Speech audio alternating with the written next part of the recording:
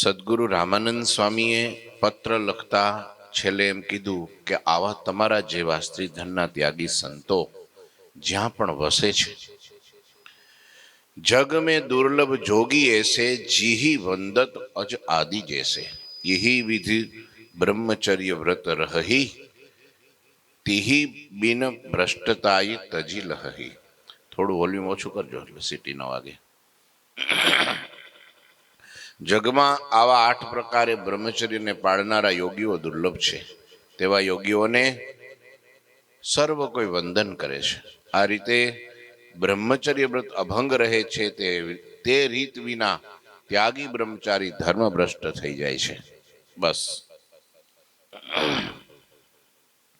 ક્રોધ, માન, મદ, મત્સર, નાના પ્રકારના રસાસ્વાદ બધા યોગીને વિઘ્ન કરનારા છે. તેથી તમે સર્વને દોષોનો ત્યાગ રાખજો. ગુરુ શિષ્યને પત્ર લખે છે. ત્યાગી સંતોએ આ પ્રમાણે જ્યારે નિયમો બતાવ્યા છે એ પ્રમાણે રહે છે. સર્વ પ્રકારના વ્યસનનો ત્યાગ કરે છે. મદ્ય માંસાદિ ક્યારેય અડવું નહીં. વળી ક્યારે કોઈ જીવ પ્રાણી માત્રના દ્રોહી અપરાધી થવું નહીં. ભગવાનના ભક્ત હોય તે મનથી, વચનથી, શરીરથી ક્યારેય કોઈની હિંસા, હત્યા, પીડા કરતા નથી. તેમજ ગમે તેવી મોટી આપત્તિ આવી પડે તો પણ ક્યારેય આત્મઘાત તો કરતા જ નથી. પોતાના ચિત્તમાં ચોરી કરવાની ઈચ્છા ન કરે, ક્યારેય પોતાના વર્ણાશ્રમ ધર્મનો ત્યાગ ન કરે. શું ધર્મવાળા સંતો અને ભક્તો મોટા ભાગ્યવાળા ભગવત ભક્તો કહેવાય છે. તેઓ અમને હંમેશા પ્યારા લાગે છે. તેમજ શ્રી કૃષ્ણ ભગવાન પણ તેવા ભક્તો ઉપર અખંડ પ્રસન્ન રહે છે. મુક્તાનંદાદિક સબ સંતા મમ આજ્ઞા માની ગુણવંતા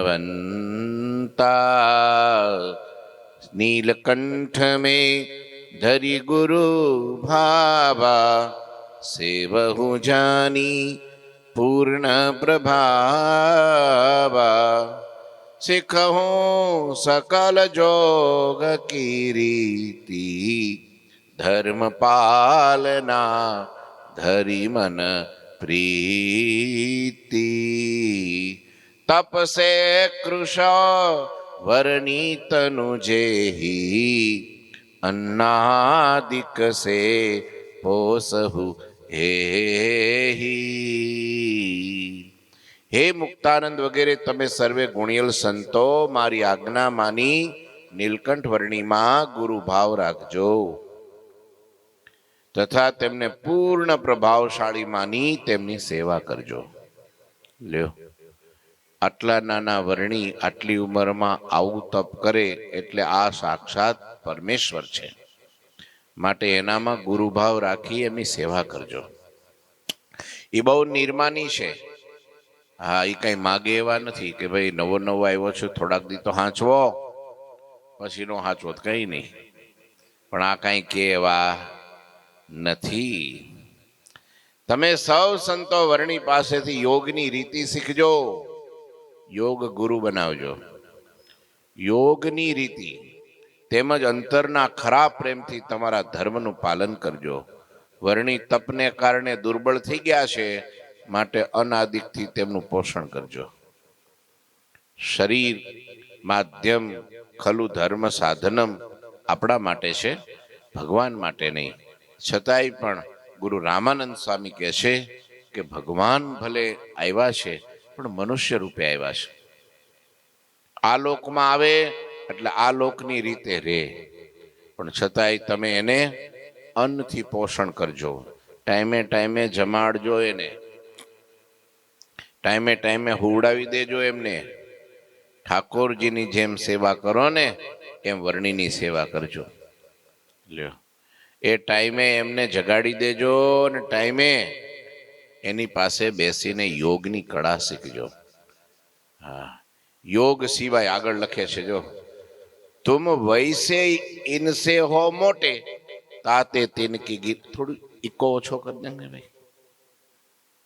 तुम वैसे इनसे हो छोटे मोटे ताते तिनको गिनो न छोटे.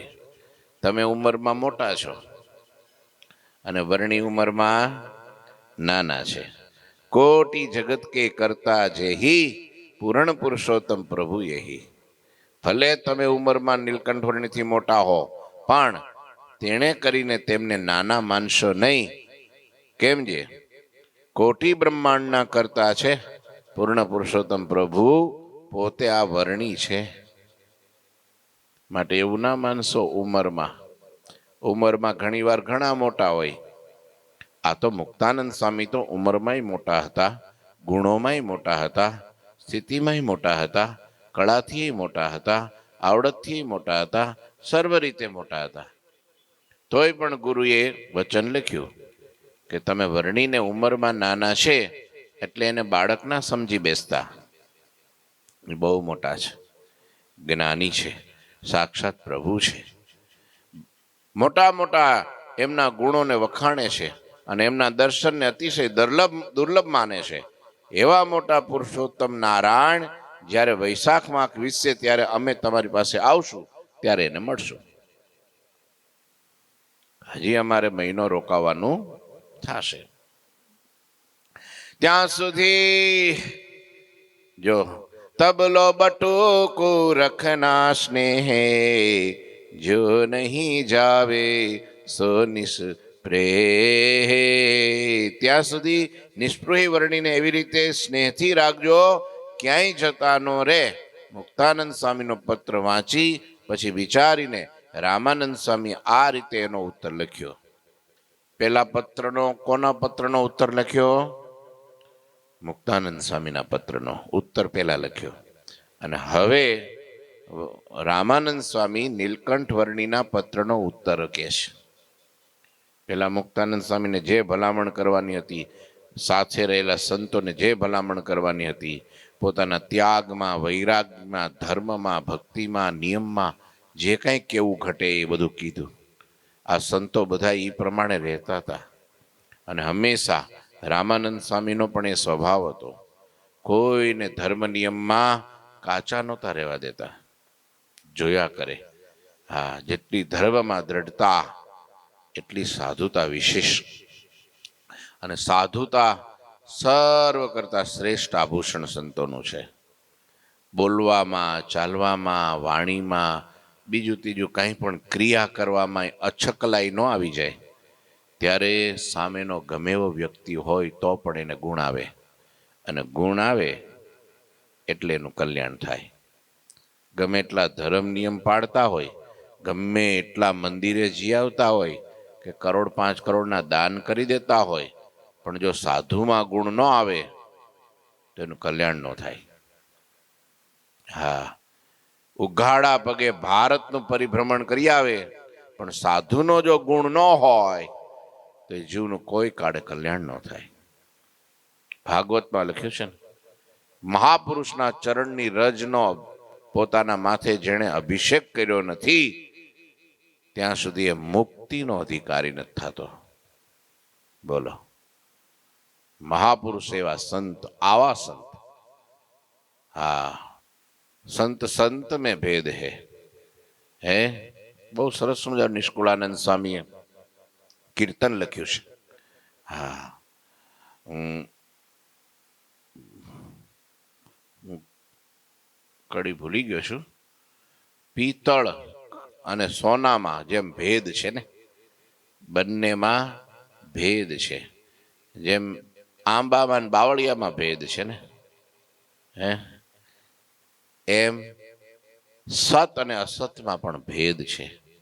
એને માણસ પરખે તો વિવેકી કહેવાય, અને બધું ગોળ ને ખોળ બધું એક કરી નાખે તો એ અવિવેકી કહેવાય, વિવેકી ન કહેવાય. સોનું પિત્તળ એક કરીને રાખે, એમ પછી જે આવે તે ખપે તો એને વિવેક. ઘણા માણસોને આવી આદત હોય કે પછી બધી જગ્યાએથી હારપ લેવી હોય, ગમે એમ હોય. આપણે કોઈની ભૂંડાશ લેવી નહીં, આપણે કુકામ કોઈનું કાંઈ કરવું. હા, કેવું નથી આપણે એને કોઈને, પણ જાણી રાખવું બહુ જરૂરી છે. જો એટલો વિવેક ન હોય તો નિષ્કુળાનંદ સ્વામીએ 64 પદી લખેલી ફેલ થઈ જાય. 64 પદો લખ્યા આના માટે.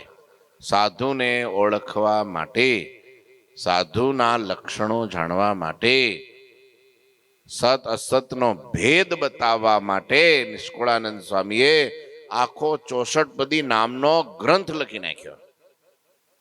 બોલો. હા, એટલો તો દરેક હરિભક્તોમાં વિવેક હોવો જોઈએ. બધા સરખા બગલો ને હંસ એક થાય કોઈ દી? બગલો છે તે માછલા ખાય, જીવડા ખાય, જે આવે તે ટપ લઈને ઉપાડી મૂકે, અને હંસ તો મોતીનો ચારો ચરે. હંસ જેવી વૃત્તિ શીખવી જોઈએ. કેમ? એ પાણીને દૂધને અલગ કરી નાખે. દૂધનું ગ્રહણ કરે, પાણીનો ત્યાગ કરે. આ હંસ વૃત્તિ, આ વિવેક દ્રષ્ટિ જો ન હોય તો માણસ જીવનમાં ફેલ થઈ જાય. કે અવળી જગ્યાએ જો ભટકાઈ જાય તો ગુરુ ગુરુ કીજીએ, ચદર પછડી દીજીએ, તારું થાવું તે થાય, મારી શિયાળાની ટાઈડ તો જાય. પછી એમ પસ્તાવો થાય, પછી કે મને ક્યાં ખબર હતી કે આ બધું આમ છે. પણ આ કરંટ ચાલતો હોય ને એમાં દેખાય નહીં, પણ ન્યા તમે આમ હાથ અડાડો એટલે કરંટ લાગે. પછી એમ કે મને ક્યાં ખબર હતી સ્વિચ ચાલુ છે, તો એ હગું થાય?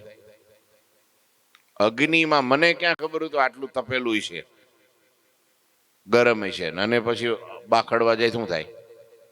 ચોટી જાય ને, દાજી જાય ને. હા, પછી દાજી ગયેલો પાછો કે છે ને, દૂધનો દાજેલો છાશ પણ ફૂકી ફૂકીને પીવે. કારણ કે એક જગ્યાએ દાજી કે ને, હા, અમે લોયા શરૂઆતમાં ગયા તો અમારે આ કઠણાઈ બેહી શરૂઆતમાં તો. કારણ કે વર્ષોથી એક ખરખું જોયેલું હોય આવું જ, એટલે અમે 6-12 મહિના રહ્યા ને તો અમને એવા જ ગણે. એવા એ ખરખા જ હોય બધા. પછી ધીરે ધીરે ખબર પડી, આવતા થયા કે આ સંતોની રીત જુદી છે.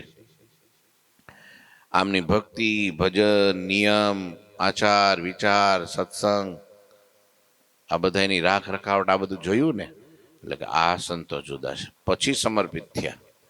હા, અને કાઠી દરબારોમાં પણ બહુ ખાસ આવો મહારાજ વખતથી સુરાબાપુએ ઝીંઝાવદ અને પાદરી ગયા હતા, અને એક રોડને કાંઠે દ્રશ્ય જોયું, અને મહારાજ કે જો તો ખરા, આ કળિયુગમાં પણ જો આટલી સ્થિતિ વાળા હાવ કાંઈ ની, આજુબાજુમાં બધે ભડકા, પંચાગ્નિ. તે મહારાજ કે જાઓ જાઓ જાઓ, બધા પગે લાગો, એમના આશીર્વાદ લ્યો. સુરાબાપુ કે એમ કઈ તપસ્યા વગર અમે આશીર્વાદ લેવા જઈએ નહીં, અમે એની પેલા કસોટી કરીએ. મહારાજ કે કરો. ને ગયા અને 2-4 ચક્કર માર્યા, હાથે જોડ્યા, ભેટે મૂકવી છે, પણ ગજવું કઈ બીજું સાધન છે નહીં. હવે અહીં મૂકીને વયા જઈએ અહીંયા, અને આ તો સમાધિમાં ગયા છે, કોક લઈને વયો જાય તો આપણી માનતા અધૂરી રહે ને. હા, માનતા માનેલી અમારા બાપ દાદાએ 2 પેઢી પહેલા, પૂરી આયુષ થાય કે અહીંયા મૂકવી છે, પણ મૂકવી ક્યાં? હા, તો સુરાબાપુ કે જો કે મોઢું ખોલે ને તો એમાં મૂકી દઉં, પણ એમનેમ કઈ મોઢું થોડું ખોલે, એમાં વિનંતી, પ્રાર્થના કઈ કરવું પડે. થોડી પ્રદક્ષિણા કરે, તે હાથમાં રૂપિયા ખખડાવતા ખખડાવતા પ્રદક્ષિણા મીંડા કરવા. જો રીઝી જાય ને મોઢું ખોલે તો આપણી દક્ષિણા મોઢામાં મૂકી દઈએ તો શેફમાં વહી જાય, કોઈ લઈ તો ન જાય. એ 2-4 ચક્કર ફેર્યા ને બોલ્યા, એમ આ મગરની જેમ મોઢું ફાટ્યું.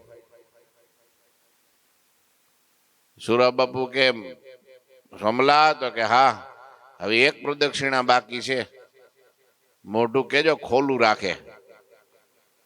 લ્યો, મગરની જેમ પોળું થઈ ગયું, અને પાછળ જઈ ઝીણી ઝીણી ચાડેલી રેતીનો કીરો ભેરો ખોવો, અને જય ભીમનાથ કરીને જવા દીધું. થુ થુ થુ કરીને ઉભા થઈ ગયા, ને 13 કી 80 કી 83 સુરા બાપુ જે પકડીને હબોડ્યા.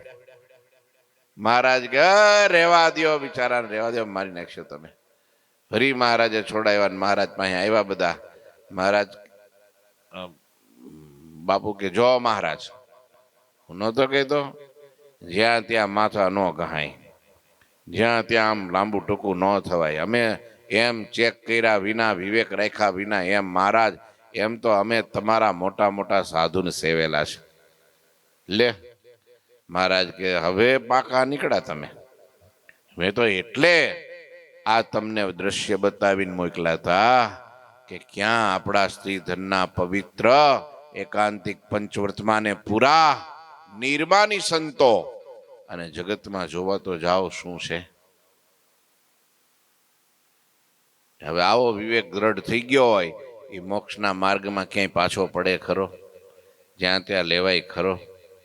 લ્યો હવે એને એટલે જ શિક્ષાપત્રીમાં દરેકના ધર્મો લખ્યા અને દરેકે વાંચવાનું કીધું. દરેકને એવું ન કીધું કે ભાઈ તમારે છે તે ગ્રસ્તે તમારા જ વાંચવા, મારે છે તે મારા જ વાંચવા, બીજા કોઈના કાઢીને કાપીને મૂકી દેવા, કાબાળી દેવા, એમ કીધું? બધાએ બધાના વાંચવા. એટલે તમારા ધર્મ નિયમની મને ખબર હોય, મારા ધર્મ નિયમની તમને ખબર. એટલે વિવેક દ્રષ્ટિ, ભલે આપણે કોઈનો ભાવ ગુણ કે પેપરે ચડાવવાનું કે એનો પ્રચાર પ્રસાર કરવાનો આપણું કામ નહીં, પણ પંડે તો સેફ રહીએ. હે આવડી જગ્યાએ ભેળવાઈ તો ન જઈએ, આપણો મોક્ષ તો બગડી ન જાય. એમ વાત છે. એટલે આ લખ્યું મુક્તાનંદ કી પત્રિકા નિહારી ही વિધિ ઉત્તર લખ્યો બિચારી. આમ મુક્તાનંદ સ્વામી વગેરે સંતોને પોતાના સદગુરુએ ઉપદેશ આપ્યો કે આમ રહેજો સંતો, તમે આમ રહેજો સંતો, તમે આમ રહેજો, આવી રીતનું રાખજો, આવી રીતનો યોગ અભ્યાસ રાખજો, આવી રીતની સાધુતા રાખજો, આવી રીતના નિયમ રાખજો, આવી રીતની ભક્તિ કરજો, આવી રીતની બધાની સરભરા કરજો. નવરા બેસી ન રહેતા. ગુરુજી ઘણી વાર કે આ શરીરમાં જેટલું લોહી વહે છે એ બધું હરિભક્તના પરસેવાનું છે, આપણું પોતાનું કઈ નથી. કારણ કે એ રોટલો આપે છે, એ કપડા આપે છે, એ બધું લાવે છે. આપણે નોકરી ધંધા બિઝનેસ કઈ ખેતીવાડી કઈ કરતા નથી. એ બધું હરિભક્તો પ્રેમથી તમારો મહિમા સમજીને, ભગવાનના સંત સમજીને બહુ સારા છે, આને જમાડવાથી અમારો મોક્ષ થાય, આને સેવા કરવાથી અમારું કલ્યાણ થાય, અમારા પરિવારમાં સારો સત્સંગ થાય અને અમારા પ્રત્યે ભાવ રે, પોતાના જાણે એમ માનીને સેવા કરે છે. અને પછી એનો તમે દુરુપયોગ કરો તો બીજો જન્મ આવે હો, અને એ પછી હળ ખેંચવાનો આવે. આવું શાસ્ત્રમાં લખ્યું છે, એ કહું તમને, સત્સંગ જીવનમાં લખ્યું છે. એટલે અમે માળા ફેરવીએ ને, એ અમુક માળા તો તમારા ખાતામાં જ લખાઈ જાય. જે સેવા કરતો હોય ને એની ટ્રાન્સફર ડાયરેક્ટ થઈ જાય. બેંકમાં નથી, અમુક કંપનીઓમાંથી ડાયરેક્ટ એના ખાતામાં જમા થઈ જાય. એમ અમુક માળા, અમુક જે કઈ ભજન, અમુક સેવા તમારા ખાતામાં ડાયરેક્ટ હોઈ જાય. એમને પૂછવાય ન રે કે જાઓ કે ન જાઓ એમ. એટલે નવરા બેસીને, કારણ કે ધર્માદાનો કણ ધરથી માંદો હો, એનું નામ ધર્માદો હો, ધરથી માંદો. હા, તમે વિચારો, જેને સંસાર છોડ્યો છે, ઘર બાર પરિવાર છોડ્યા છે, બધું મૂકીને બેઠા છે, તો એને આટલી સાવધાની રાખવી પડે, આટલું ભજન, આટલો સત્સંગ, આટલી સેવા, આ રીતનું જીવન, આવા નિયમો, આ બધું રાખવું પડતું હોય, તો જેને કાંઈ છોડ્યું નથી એને કેટલું ધ્યાન રાખવું પડે. ઘર પરિવાર, પત્ની, મા બાપ, સંપત્તિ બધું એના નામે છે. એને તો ધર્માદાનો કણિકોય પેટમાં જાય તો આતેડા કાઢી નાખે.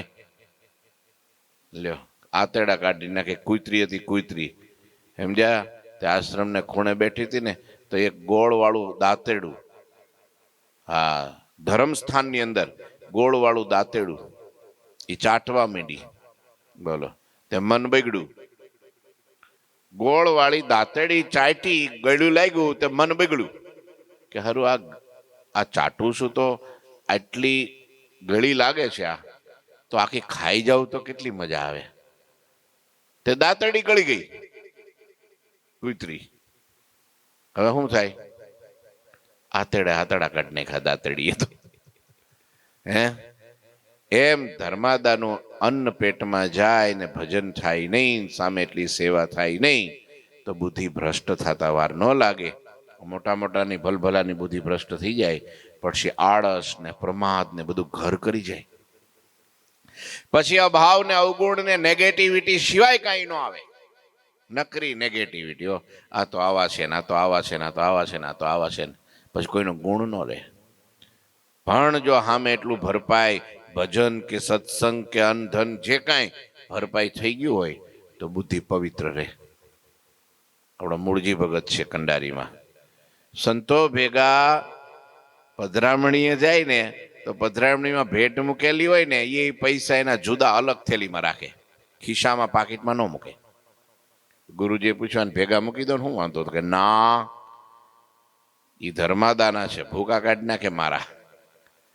ગુરુકુળમાં આજે આટલી ઉંમરે, કેટલી લગભગ 50-60 વર્ષની ઉંમર થઈ છે. હે 50? હા 75. હું 50 કરો? હે હમણાં જ 75માં ઉજવો, 75 વર્ષ થયા એના. બોલો, આટલી ઉંમરે હજી ખેતીવાડીનું કંડારીનું બધું જ સેવા ભગત સંભાળે. દીકરો વેલ સેટ, બધી રીતે કમાઈ બહુ ને બધું કરે બરાબર, એને પૈસે ટકે. આ જો ને કેટલા વર્ષના પાટોત્સવ એકારે લખાઈ નાખ્યા, 5 વર્ષના ઉપરા ઉપર 5 વર્ષના પાટોત્સવ મારા તરફથી કે, અને કરોડો રૂપિયાની સેવા, કરોડો રૂપિયાની. કંડારી ગુરુકુળમાં કરોડો રૂપિયા. આ ઉત્સવમાં એને કેટલા બહુ મોટી રકમ લખાવી. બોલો, આટલી સેવા, કરોડોની સેવા કરે છે. દીકરો સુખી છે, ઘર પરિવાર બંગલા ગાડીઓ બધું જ છે, છતાંય હજી આખો દી કંડારી ગુરુકુળની ગૌશાળા અને જમીન જ્યાં વાવેતર એ બધું ખેતીવાડી નહીં સંભાળે છે. બોલો, એ સંભાળે એટલું નહીં તો એ ન્યા સાધુ પાસે પાણી પીવાય ન જાય. ખાવાની ક્યાં વાત રહી, પાણી પીવાય ન જાય. પાણી મારે આઈનું ન ખપે. અને બહુ આગ્રહ કરીને ગુરુજી જમવા બેહાડે ને ક્યારેક એ ગુરુજીનું જ માને. ગુરુજી કે એટલે કઈ આનાકાની ન કરે. બાકી બીજા સંતો મારી જેમ કે ને તો એ પીવે જ નહીં. ના બાપા ના, રેવા દો મને, ના રે ના, કાંઈ નહીં હો, કોઈ દી ન કરે. આજ આટલા વર્ષોથી વિચારો. અને ગુરુકુલની સ્થાપના કરી એ પેલાના એ ગુરુજી હારે છે, 35 વર્ષથી છે ગુરુજી હારે. બોલો, એ 35 વર્ષના હતા ત્યારના ગુરુજી ભેડા છે. વધારે થઈ ગયું છે જોકે. વિચારો, આનું નામ કહેવાય કેટલી બીક રાખે. એ આપણને એમ થાય કે ગ્રસ્ત છે તો કેટલી બીક રાખે છે, તો આપણે કેટલી બીક રાખવી જોઈએ, કેટલી રાખવી જોઈએ. ડગલે ને પગલે સાવધાન. પેલો જંગલનું હરણું હોય ને એમ આમ આમ ફફડી જાય તરત.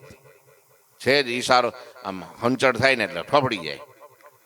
એમ બીતા રહેવું પડે, નહીતર કાંઈ એટલે કાંઈ રહે નહીં. ખાલી વેશભૂષા રહે, બાકી કશું જ રહે નહીં. એટલે રામાનંદ સ્વામી બહુ ધર્મનિષ્ઠ હતા. અને કોઈ વાંકમાં આવે ને તો એનો ત્યાગી કરી દેતા. રઘુનાથજી જેવી પ્રકૃતિ રામાનંદ સ્વામીની. કેવી?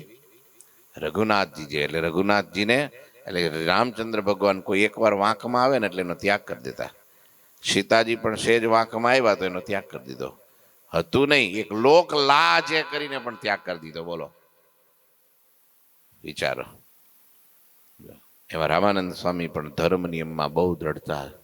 એટલે રામાનંદ, તમે જો શિક્ષાપત્રી હોય કે હરિગીતા હોય કે નારાયણ ગીતા હોય કે જે જે ધર્મનો ઉપદેશ આપ્યો એ બધો સદગુરુ રામાનંદ સ્વામીનો કયેલો ઉપદેશ આપ્યો છે.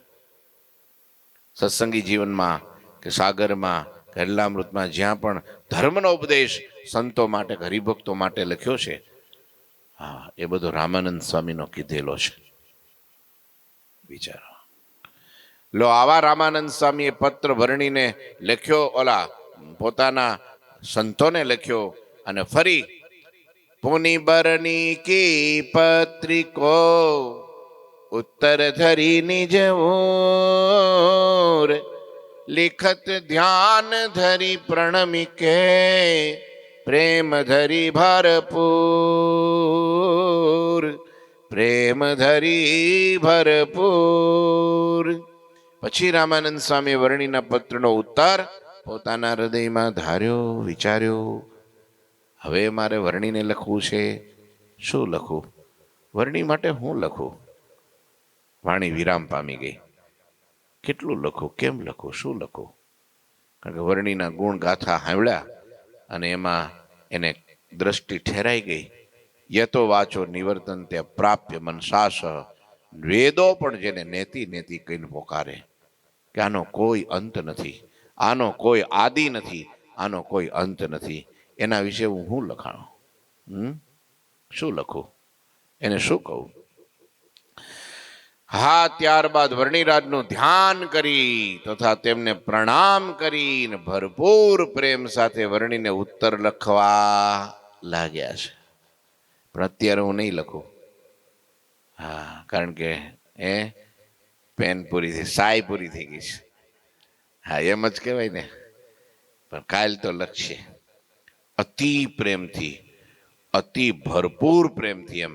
અને વંદન તો પેલા કરી લીધા. લો, નાના એવા બટુકડા બ્રહ્મચારીનો પ્રભાવ તમે જો.